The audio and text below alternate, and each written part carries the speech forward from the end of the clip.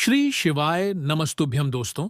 जैसा कि आप सभी जानते ही हैं कि भोलेनाथ और माता पार्वती को प्रसन्न करने वाला व्रत यानी कि हरतालिका तीज का व्रत कुछ ही दिनों में आने वाला है। तो इसीलिए आज की इस वीडियो में हम जानेंगे कि यह व्रत कब रखा जाएगा और इस व्रत को करने का क्या लाभ मिलता है। साथ ही यह व्रत किन लोगों को भूलकर भी नहीं करना चाहिए, वरना भोलेनाथ और माता पार्वती आपसे क्रोधित भी हो सकते हैं। व्रत में किन नियमों का पालन करना चाहिए और कौन सी सावधानियां बरतनी चाहिए, व्रत की पूजा विधि क्या रहेंगी, यह सभी महत्वपूर्ण बातें हम इस वीडियो में जानने वाले हैं। लेकिन उससे पहले जो भी व्यक्ति भगवान शिव की इस वीडियो को लाइक करके चैनल को सब्सक्राइब करेगा, भोलेनाथ उसकी झोली खुशियों से भर देंगे। तो दोस्तों, सबसे पहले तो जान लेते हैं कि हरतालिका तीज का व्रत आखिर कब रखा जाएगा। तो दोस्तों, हरतालिका तीज का जो व्रत है, यह प्रत्येक वर्ष भाद्रपद मास के शुक्ल पक्ष की तृतीया तिथि को मनाया जाता है। तीज का यह पर्व महिलाओं के लिए अत्यंत महत्वपूर्ण माना गया है। उत्तर भारत, विशेषकर राजस्थान, उत्तर प्रदेश, बिहार, मध्य प्रदेश, हरियाणा और नेपाल के कई हिस्सों में इसका अत्यधिक महत्व देखने को मिलता है। ऐसे में साल 2025 की बात करें तो यह जो व्रत है, यह 26 अगस्त को रखा जाएगा। तो हरतालिका तीज यानी कि तृतीया तिथि की शुरुआत इस बार 25 अगस्त को दोपहर 12:35 से हो रही और इसकी समाप्ति 26 अगस्त को दोपहर 1:54 पर होगी। ऐसे में यदि उदया तिथि के अनुसार देखा जाए तो जो हरतालिका तीज का व्रत है, वह 26 अगस्त को रखा जाएगा। क्योंकि हमारे हिंदू धर्म में कोई भी व्रत और त्योहार उदया तिथि के अनुसार ही रखे जाते हैं, इसीलिए आप सभी को बता दें कि इस बार हरतालिका तीज का व्रत 26 अगस्त 2025 को ही रखें, तब जाकर के आपको इस व्रत का फल मिलेगा। अब दोस्तों, हम जानते हैं कि व्रत के दौरान कौन सी गलतियां भूलकर भी नहीं करना चाहिए, वरना पति कंगाल और बर्बाद भी हो सकता है। लेकिन उससे पहले जान लेते हैं व्रत का महत्व। देखिए दोस्तों, हरतालिका शब्द दो भागों से मिलकर बना है, हरि और आलिका, जिसमें हरि का अर्थ है अपहरण करना और आलिका का अर्थ है सहेलियां हों। माना जाता है कि मां पार्वती की सहेलियों ने उनका अपहरण कर लिया था ताकि वे भगवान शिव को पति रूप में प्राप्त करने के लिए तपस्या कर सकें। इसी कारण इस व्रत का नाम हरितालिका तीज पड़ा। अब दोस्तों, आप सोच रहे होंगे कि आखिर यह व्रत इतना खास क्यों है, क्यों विवाहित और अविवाहित स्त्रियां इसे इतनी श्रद्धा से करती हैं। तो आइए शुरुआत करते हैं इसके पौराणिक आधार और महत्व से। दोस्तों, हरतालिका तीज का संबंध शास्त्रों में सीधा भगवान शिव और माता पार्वती से बताया गया है, क्योंकि देवी सती ने जब अपने पिता दक्ष द्वारा आयोजित यज्ञ में भगवान शिव का अपमान सहन न कर पाने के कारण आत्मदाह कर लिया, तो उसके बाद उन्होंने हिमवान की कन्या पार्वती के रूप में पुनर्जन्म लिया। तब माता पार्वती का उद्देश्य केवल एक ही था कि भगवान शिव को पति रूप में प्राप्त करना। माता पार्वती जी ने भगवान शिव को पाने के लिए हिमालय पर्वत पर घोर तपस्या की। वे भोजन तक का त्याग कर केवल पत्तों और जल पर जीवित रहीं। यहां तक कि कई बार उन्होंने निर्जल और निराहार उपवास भी किया। उनकी तपस्या इतनी कठोर थी कि स्वयं देवताओं ने भी उनके संकल्प की दृढ़ता को देखकर आश्चर्य किया। इसी तपस्या के दौरान उनकी सहेलियों ने उन्हें उनके घरवालों से छिपाकर सुरक्षित स्थान पर पहुंचाया, क्योंकि उनके पिता हिमवान ने उनका विवाह भगवान विष्णु से तय कर दिया था। पार्वती जी की इच्छा भगवान शिव से विवाह करने की थी, इसलिए उनकी सहेलियों ने उनका अपहरण कर लिया और उन्हें वन में तपस्या करने भेज दिया। यहीं से इस व्रत का नाम हुआ हरतालिका तीज। भगवान शिव ने माता पार्वती की तपस्या से प्रसन्न होकर उन्हें पत्नी रूप में स्वीकार किया। इस प्रकार हरतालिका तीज व्रत शिव पार्वती के मिलन और अटूट वैवाहिक संबंध का प्रतीक बन गया। अब दोस्तों, इस व्रत का महत्व जान लेते हैं। यह व्रत चाहे विवाहित या कुंवारी कन्या हो, दोनों के लिए बहुत अधिक महत्व रखता है। अगर विवाहित महिलाओं के लिए बात करें तो यह व्रत विवाहित स्त्रियां अपने पति की दीर्घायु, सुख समृद्धि और दाम्पत्य जीवन की मंगल कामना के लिए करती हैं। माना जाता है कि जो स्त्री इस व्रत को पूरी श्रद्धा और विधि विधान से करती है, उसके जीवन में पति के साथ संबंध मधुर बने रहते हैं और वह अखंड सौभाग्यवती रहती है। वही अगर बात करें कुंवारी लड़कियों के लिए, तो यह व्रत केवल विवाहित महिलाओं के लिए ही नहीं, बल्कि अविवाहित कन्याओं के लिए भी अत्यंत फलदायी है। जो कन्याएं इस व्रत का पालन करती हैं, उन्हें योग्य वर की प्राप्ति होती है, जैसा कि माता पार्वती ने भगवान शिव को पति रूप में प्राप्त किया था। अब दोस्तों, यह भी जान लेते कि यह व्रत किन महिलाओं को रखना चाहिए और किन महिलाओं को नहीं रखना चाहिए। तो दोस्तों, सबसे पहले जान लेते हैं कि यह व्रत कौन सी महिलाएं कर सकती हैं। सबसे पहले जो विवाहित महिलाएं होती हैं, वह पति की लंबी आयु और घर परिवार सुख समृद्धि की प्राप्ति के लिए यह व्रत कर सकती हैं। साथ ही जो भी महिलाएं संतान सुख की कामना करती हैं, उनके लिए भी यह व्रत शुभ माना गया है। अब कुंवारी कन्याएं, तो जो कन्याएं अच्छे और योग्य वर की इच्छा रखती हैं, उनके लिए यह व्रत अत्यंत फलदायी है।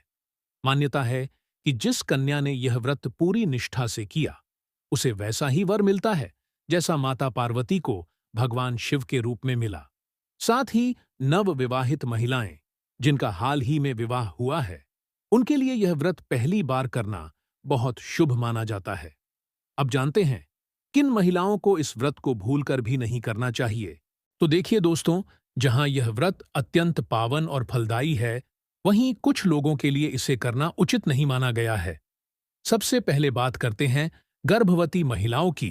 तो दोस्तों, गर्भवती महिलाओं को यह व्रत नहीं करना चाहिए, क्योंकि इसमें निर्जल उपवास करना होता है। यह उनकी सेहत और शिशु दोनों के लिए नुकसानदायक हो सकता है। इसीलिए गर्भवती महिलाओं को यह व्रत नहीं रहना चाहिए। इसके बाद जो महिलाएं बीमार या अस्वस्थ हैं, उन्हें यह व्रत नहीं करना चाहिए। यदि किसी महिला को गंभीर स्वास्थ्य समस्या है या डॉक्टर ने उन्हें उपवास से मना किया है, तो उन्हें यह व्रत नहीं करना चाहिए।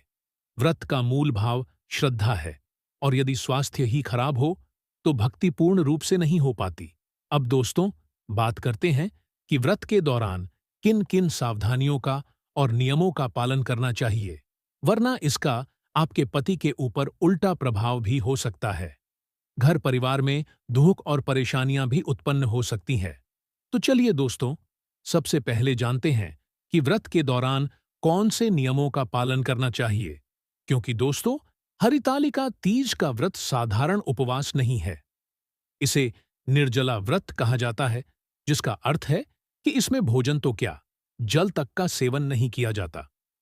इस कारण इसे करने से पहले व्रती को मानसिक, शारीरिक और भावनात्मक रूप से तैयार रहना चाहिए। तो व्रत करने वाली महिलाओं को व्रत से एक दिन पहले रात को हल्का सात्विक भोजन करना चाहिए, जैसे फल, दूध या उपवास योग्य अन्न आपको ग्रहण करना चाहिए। फिर व्रत वाले दिन सभी महिलाएं ब्रह्म मुहूर्त में उठकर सबसे पहले स्नान आदि करें। बता दें कि इस दिन हरे और पीले रंग के वस्त्र पहनना बहुत शुभ होता है।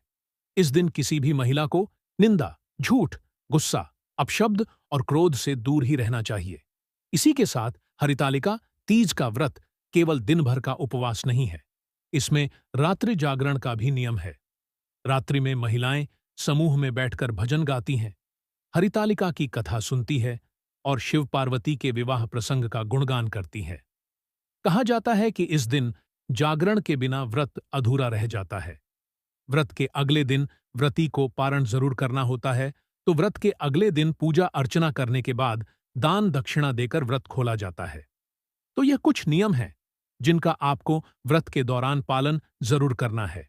अब बात करते हैं कि हरतालिका तीज व्रत में कौन सी सावधानियां रखनी चाहिए। देखिए दोस्तों, हरितालिका तीज व्रत कठिन माना जाता है, इसलिए सावधानियां बरतना आवश्यक है।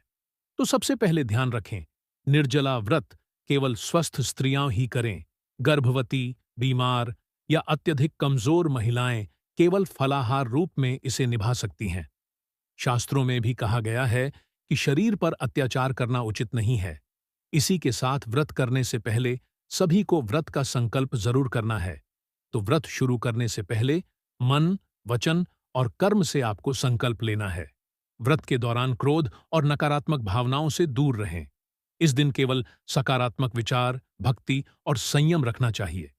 इस दिन व्रती को हरे, लाल, पीले जैसे शुभ रंगों के वस्त्र पहनने चाहिए। ध्यान रखें, काले वस्त्र व्रत के दौरान भूलकर भी न पहने। इसी के साथ इस दिन झूठ और अपशब्द न बोलें।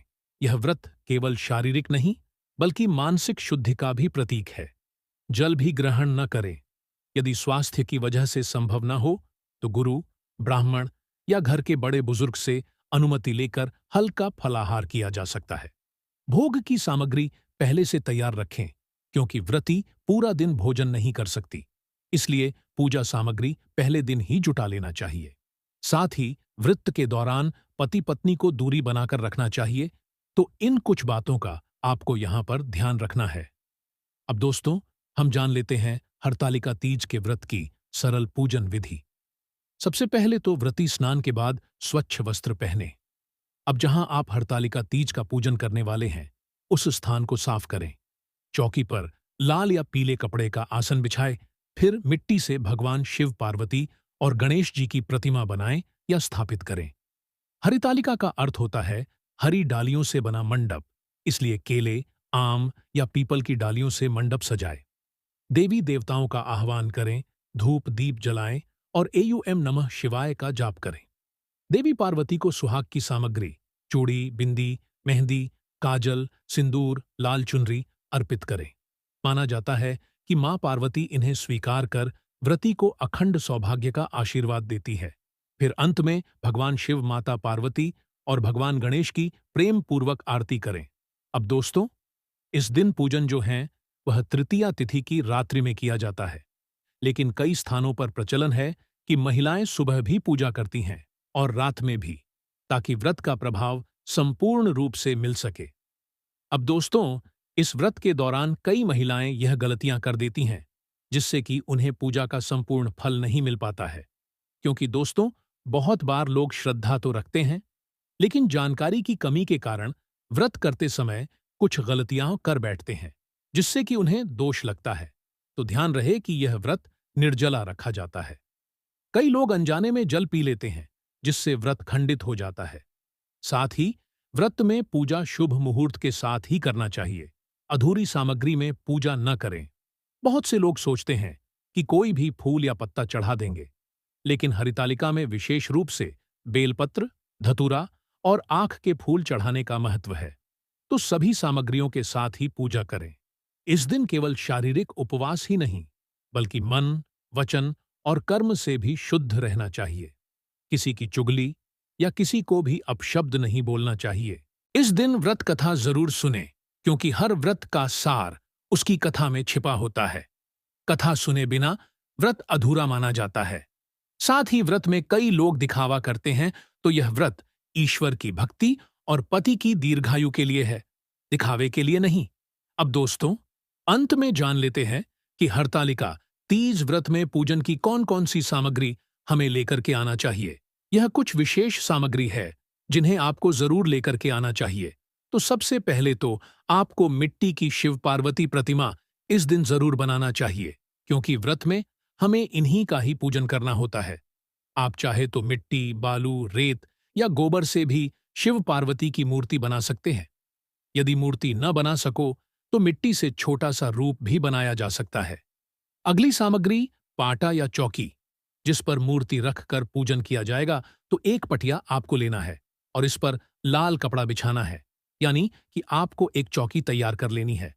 अब इसके बाद आपको एक लोटा जल लेना है और इसी लोटे के ऊपर आपको आम के पत्ते और एक नारियल रख करके एक कलश के रूप में इसे तैयार करना है। ध्यान रखें, यह कलश जल से भरा होना चाहिए।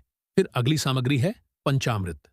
तो पंचामृत बनाने के लिए आपको 5 सामग्री, जैसे कि दूध, दही, घी, शहद और शक्कर को मिलाकर पंचामृत तैयार कर लेना है। पर ध्यान रहे, पूजा से कुछ समय पहले ही आपको पंचामृत तैयार करना है। इसके बाद धूप, दीप और अगरबत्ती लेना।